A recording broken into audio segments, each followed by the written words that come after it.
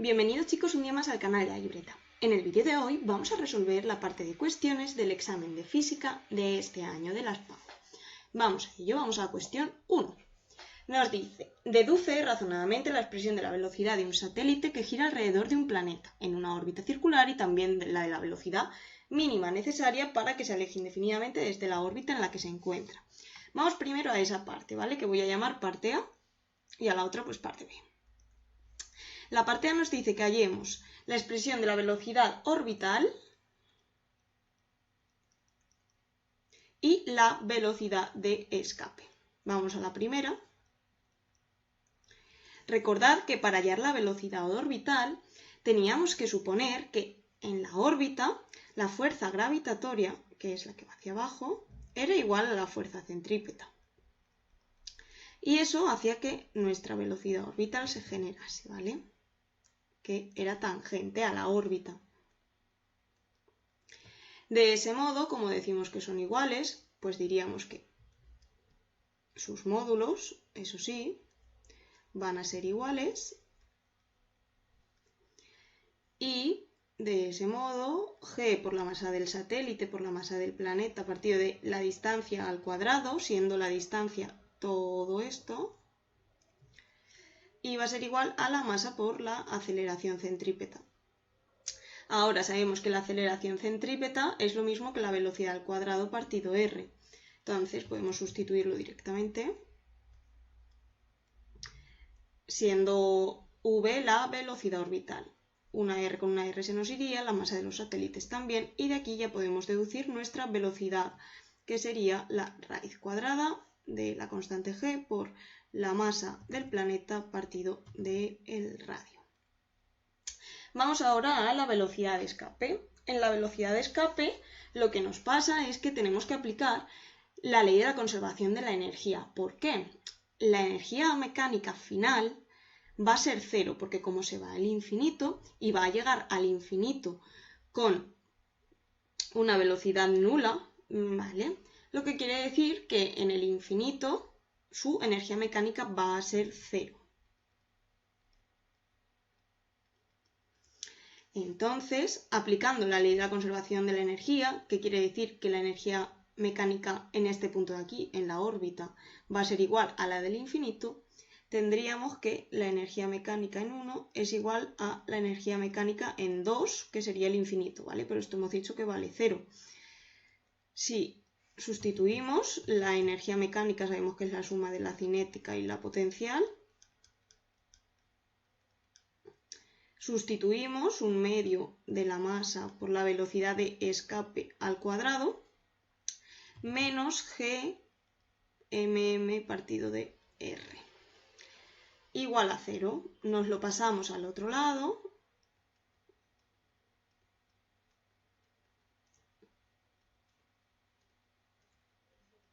se nos van las m's y se nos queda que la velocidad de escape es igual a la raíz cuadrada de el 2 por g por m partido de r. Estas dos serían las expresiones de la velocidad orbital y de la velocidad de escape, ¿vale? Ahora, el apartado B nos dice, supongamos que un satélite en órbita, como este de aquí, está a una distancia r de un planeta y se propulse instantáneamente, de forma que su velocidad pasa a ser 1,5 veces la velocidad orbital. Es decir, que la velocidad del satélite va a ser 1,5 v, la velocidad orbital. ¿Continuará dicho planeta en alguna órbita o se alejará indefinidamente del planeta? Vale. Para saber si continúa en órbita o se va indefinidamente, tenemos que relacionar estas velocidades con la velocidad de escape, ¿vale? Si la velocidad de escape es más grande que la velocidad del satélite, no se escapará, se quedará en órbita, pero sin embargo, si la velocidad del satélite supera a la de escape, se irá al infinito, ¿vale? Entonces, si las relacionamos, lo que podemos hacer es dividir ambas por la velocidad de escape y sustituir esta hacia aquí porque se nos irán, ¿vale? de forma que se nos quedará que la velocidad del satélite partido de la de escape es 1,5 por la raíz de gm partido r, y la velocidad de escape que es raíz de 2gm partido r. Esto de aquí lo podemos eliminar, esta con esta parte de aquí, y se nos quedaría que la velocidad del satélite es igual a 1,5 partido de la raíz de 2 por la velocidad de escape. ¿Qué quiere decir eso? Si hacemos esto de aquí nos da 1,06, con lo que la velocidad del satélite es mayor que la velocidad del escape. Eso quiere decir que nuestro satélite se irá al infinito, ¿vale? No se puede quedar en órbita porque supera la velocidad de escape. Vamos a la cuestión 2. En esta nos dice, el potencial eléctrico en A es nulo, potencial en A vale 0. Y Q2 es un nanoculombio, vamos a pasarlo, ¿vale? Que serán 10 a la menos 9 culombios. Determina el valor de Q1 y el potencial en B. Vale, pues este es sencillo, nos ponemos nuestra fórmula del potencial en A y del potencial en B. Vamos al potencial en A, que sabemos que es 0, o sea que la constante K por la carga 1 partido de la distancia 1, más K por la carga 2 partido de la distancia 2, va a ser igual a 0. Realmente tenemos casi todos los datos, entonces, porque acá nos la dan, es sustituir, voy a sacarme factor común, 9 por 10 a la 9 por Q1, que no lo tenemos, es lo que nos piden, D1, que es la distancia de A a Q1, que es 4, más Q2, que sí que lo tenemos, que es 10 a la menos 9, partido de D2, que es esta distancia de aquí. Tendríamos que hacer Pitágoras. Esta distancia de aquí, que voy a llamar A, bueno, o D2 directamente, mejor. D2 es igual a la raíz cuadrada de 4 al cuadrado más 3 al cuadrado, o sea que vale 5. 5 metros. Esto es igual a 0, de forma que este 9 por 10 a la 9 se nos va, y se nos queda que Q1 partido de 4 es igual a menos 10 a la menos 9 partido de 5. De ese modo, Q1 va a ser menos 4 por 10 a la menos 9 partido de 5, o lo que es lo mismo, menos 8 por 10 a la menos 10 culombios. Ya tendríamos Q1. Vamos ahora a calcular el potencial en B, que también nos lo pide. Vamos al potencial en B, se calcula exactamente igual, 9 por 10 a la 9, y ahora ya tenemos las cargas, entonces Q1, que vale 10 a la menos 9, partido de la distancia, que va a ser la misma, ahora en este caso sería esta de aquí, pero va a valer lo mismo que D2, que son 5, más la carga 2, que es menos 8 por 10 a la menos 10, partido de la distancia, que es 4. Perfecto. Si realizamos este cálculo, nos da que el potencial en B es 0,81 voltios. Estos serían los resultados de la cuestión 2. Vamos a la 3. En la 3 nos dice, una partícula cargada entra con una velocidad constante v en el seno de un campo magnético uniforme no nulo. Escribe la fuerza que aparece sobre la partícula y razona en qué condiciones esta será nula y en cuál será máxima. Vale, cuando tenemos una velocidad que es diferente de 0 y también un campo magnético que es diferente de 0, positivo o negativo nos da lo mismo, ¿vale? Lo que va a suceder es que se va a generar una fuerza magnética. Esa fuerza magnética vendrá dada por una carga, la carga que lo genere, por su velocidad y campo. Si esto lo escribimos de forma modular, es lo mismo que la carga por la velocidad por el campo por el seno del ángulo que forman la velocidad y el campo. Ahora, vamos a ver cuándo esto es máximo y cuándo es nulo, ¿vale? Esto, por cierto, es la ley de Lorentz, que lo podréis mencionar. Vale, vamos a la pregunta 5, que es de ondas, pero en este tipo de cuestión nos preguntan más por temas de intensidades sonoras, ¿vale? Entonces nos dicen que tenemos una fuente sonora puntual que tiene una potencia de 1,26 por 10 a la menos 4 vatios. Emite uniformemente en todas las direcciones, calcula la intensidad a 10 metros de la fuente, ¿vale? Tenemos una distancia de 10 metros. Una distancia de 10 metros, no lo apuntamos por ahí.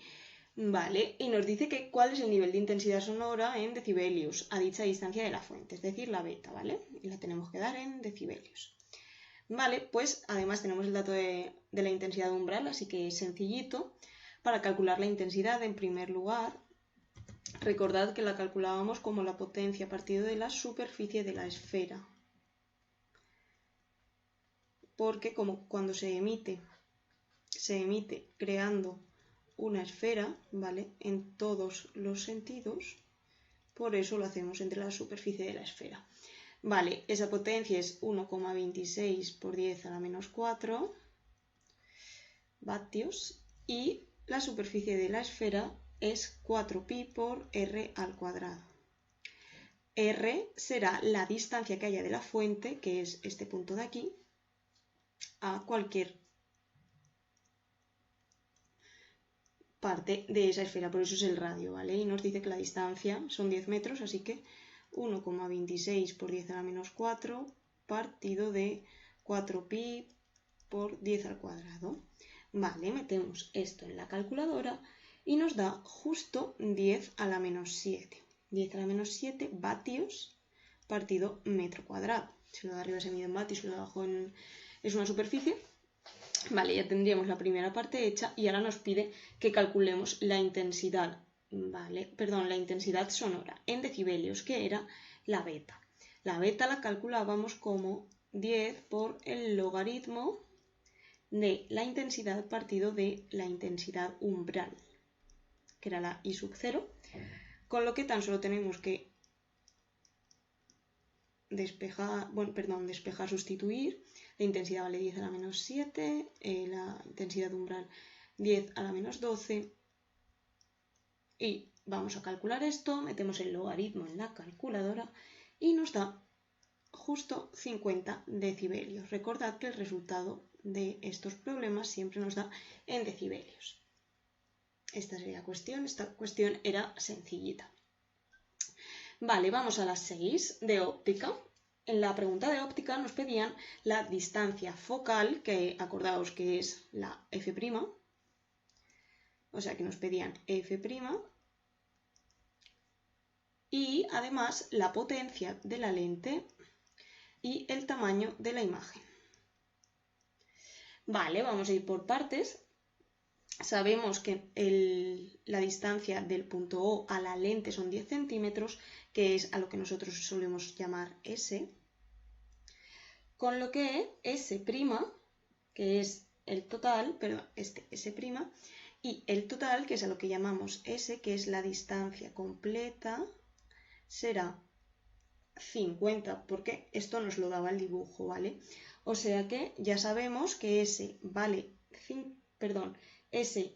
menos 50 y S vale menos 10. ¿Por qué en negativo? Porque están hacia la izquierda, ¿vale? Entonces los poníamos siempre en negativo.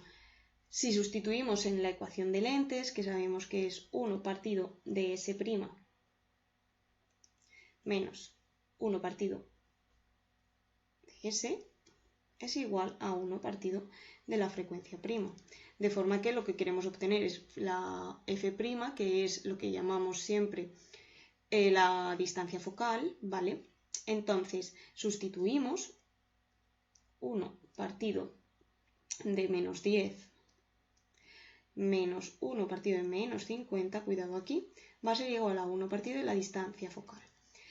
Si despejamos aquí la distancia focal, nos da 12,5, pero cuidado, porque son centímetros, ¿vale? O sea, nuestro foco estaría por aquí, pero está en centímetros, siempre lo tenemos que dar en metros, con lo que sería 0,5.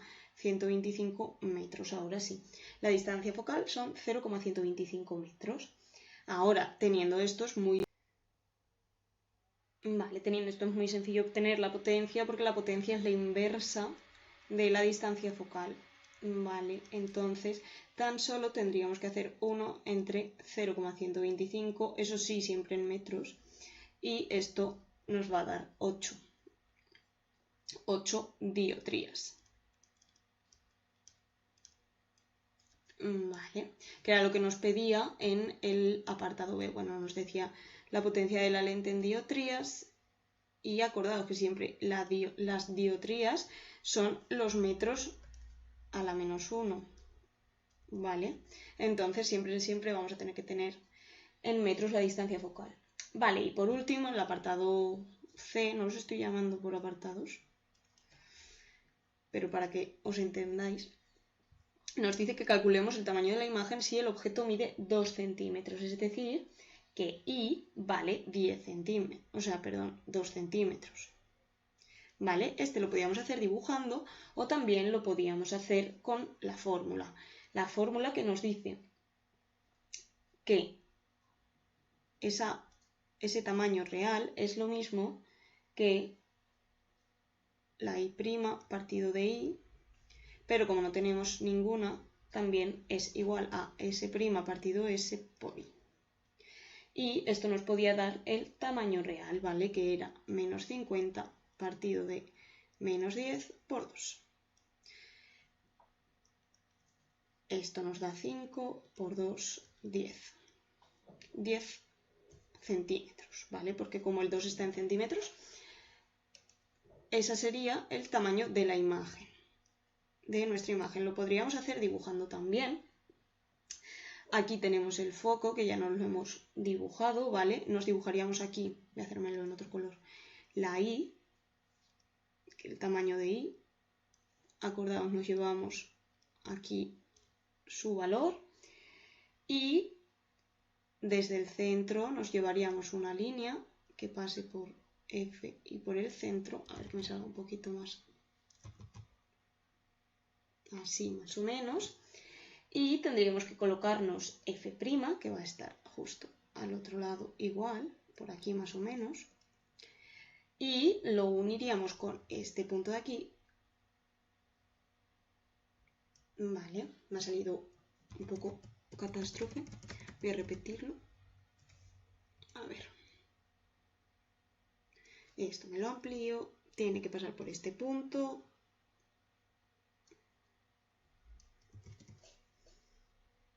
Ahí y ahí, más o menos. Y también tiene que pasar, aquí estaría F', nos lo llevaríamos con la regla, tiene que pasar por aquí, por aquí más o menos. Pues esta sería la distancia I', ¿vale?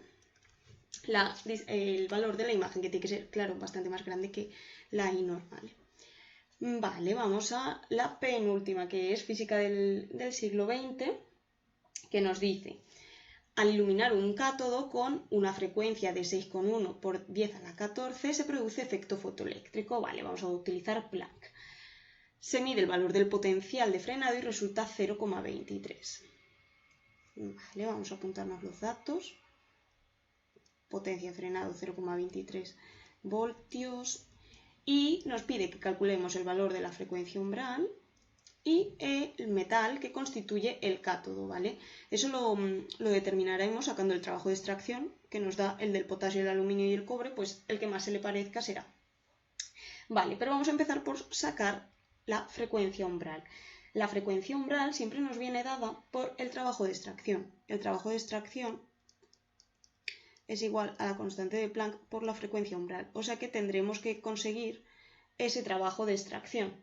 Y sabemos que el trabajo de extracción es la energía del fotón menos la energía cinética. O lo que es lo mismo, esto de aquí. Vale, pues vamos a sacar la energía del fotón, la energía cinética y las restamos. La energía del fotón va a venir dada por la constante de Planck por la frecuencia, que nos la da el ejercicio, ¿vale? la constante de Planck es 6,6 por 10 a la menos 34 julios segundo y la frecuencia es 6,1 por 10 a la 14. De ese modo metemos a la calculadora y nos da 4,026 por 10 a la menos 19 julios. Vale, vamos ahora a la energía cinética, que en Planck lo sacábamos como la carga por el potencial de frenado. Tenemos ambos datos.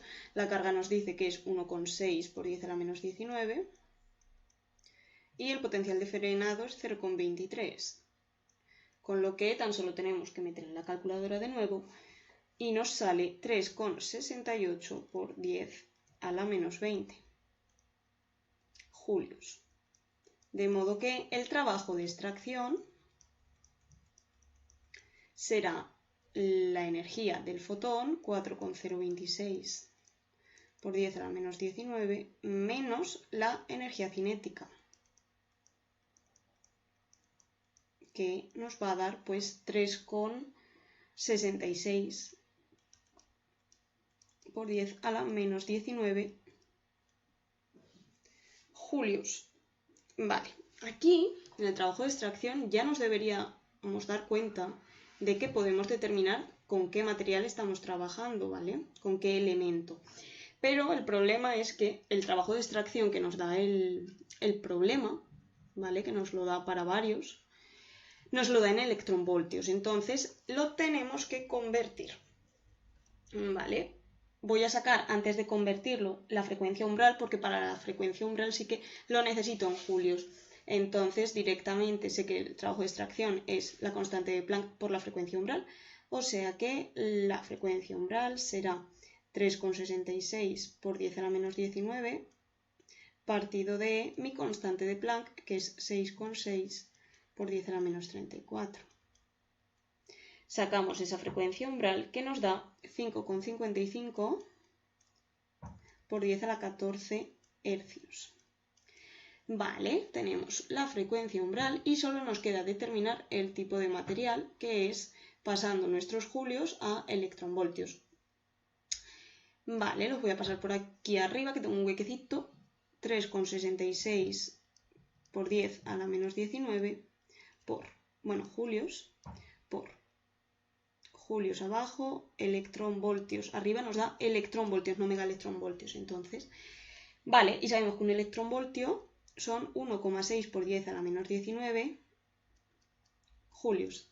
De forma que esto con esto se nos va y se nos queda que 3,66 entre 1,6 nos da 2,29 electronvoltios. Y si nos fijamos, el potasio tiene uno muy parecido, ¿vale? 2,3. Los otros nos acercan. Entonces, el elemento con el que tenemos el metal es el potasio. Vale, y con esto nos vamos a la última pregunta del examen, que también era de física del siglo XX y tenía dos partes, ¿vale? Una que nos decía que un núcleo de cobalto se desintegra según esa reacción y que determinemos qué partícula es X.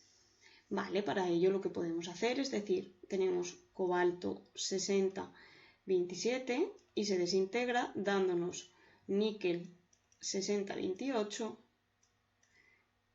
y un elemento que no sabemos qué es, pero sabemos que el número A de aquí tiene que ser la suma de ambos, es decir, que 60 tiene que ser igual a 60 más A y que 27 tiene que ser igual a 28 más B. De aquí deducimos que A vale 0 y que B vale menos 1. Con lo que nuestro elemento es de número atómico 0 y Z menos 1. Eso es justo lo que tiene un electrón, ¿vale? La estructura de un electrón es la siguiente, o sea que la partícula que tenemos es un electrón. Vale, ahora vamos a la segunda parte y nos dice que el núcleo de níquel emite dos fotones, uno de 1,17 y otro de 1,33. Vale, voy a primer fotón, emite 1,17 megaelectronvoltios y el segundo fotón 1,33 megaelectronvoltios.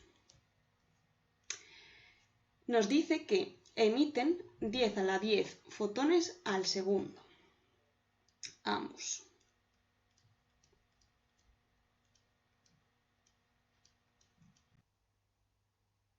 Vale, como lo que tenemos, lo que nos preguntan es la energía por unidad de tiempo, lo que necesitamos, bueno, nos lo piden vatios, pero primeramente tendremos que tener megaelectronvoltio por segundo.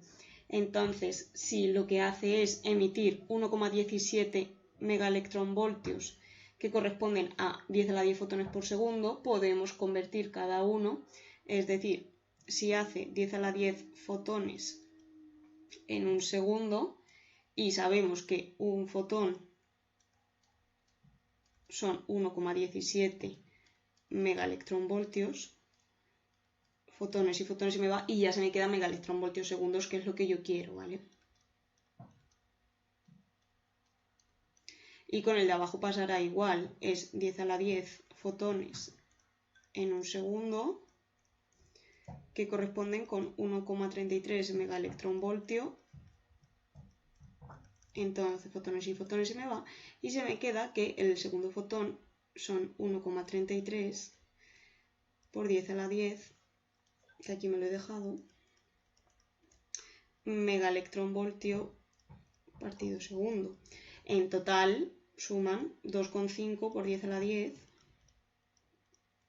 megaelectronvoltio al segundo. Vale, esa realmente es la energía por unidad de tiempo. Lo único que nos lo pide en vatios. Tenemos que convertirlo y ya está. A que lo convertimos hemos de recordar que un vatio es lo mismo que un julio por segundo. Entonces convertimos a julios los megaelectronvoltios y ya lo tendríamos, ¿vale? Tenemos 2,5 por 10 a la 10 megaelectronvoltios y los queremos pasar a primero electronvoltios y después a segundos, ¿vale? Los tenemos con segundos, realmente no hace falta ni que lo pongamos. Un megaelectronvoltio, bueno, pasamos electronvoltio, un electronvoltio son 10 a la 6 megaelectronvoltios, al revés.